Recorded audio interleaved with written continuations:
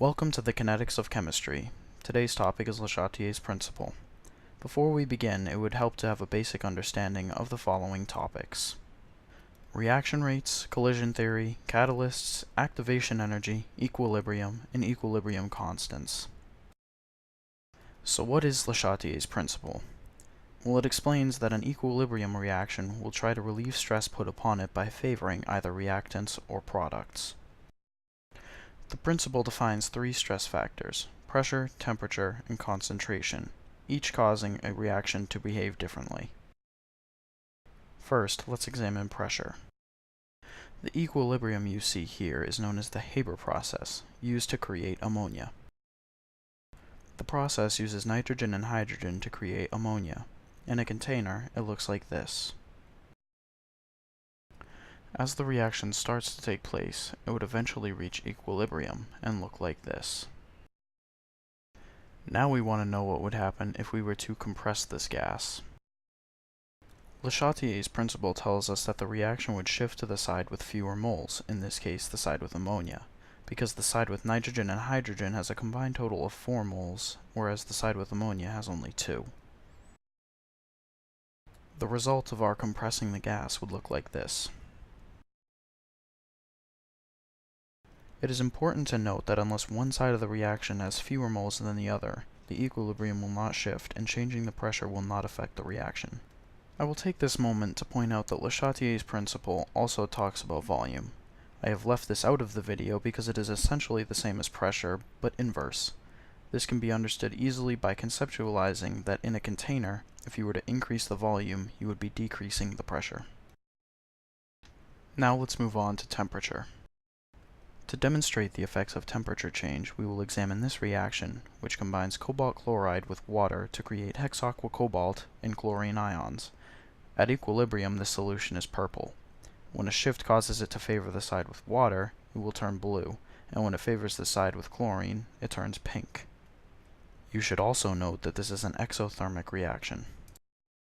Take a guess as to what would happen if we were to increase the temperature of this solution. If you guessed that it would turn blue, you are correct. But why? It has to do with this reaction being exothermic, meaning it releases heat to the surroundings.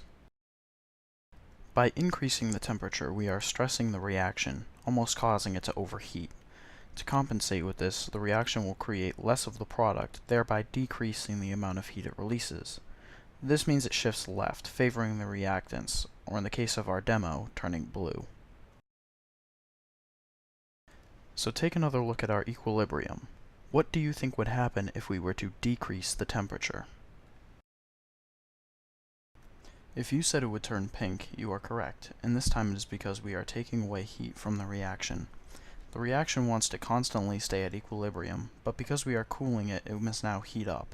To do this, it will shift right and favor the products.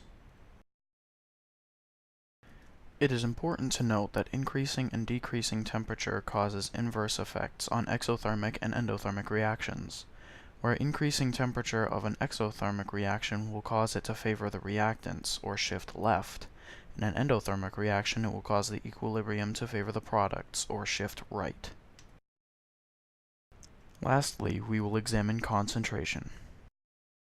When dealing with concentration, we will be adding to either the reactant side or the product side and observing the effect it would have on the equilibrium.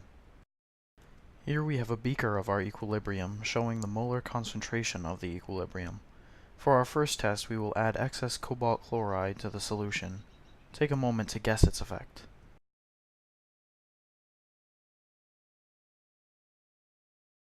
If you guessed that it would shift right towards the reactants, you are correct.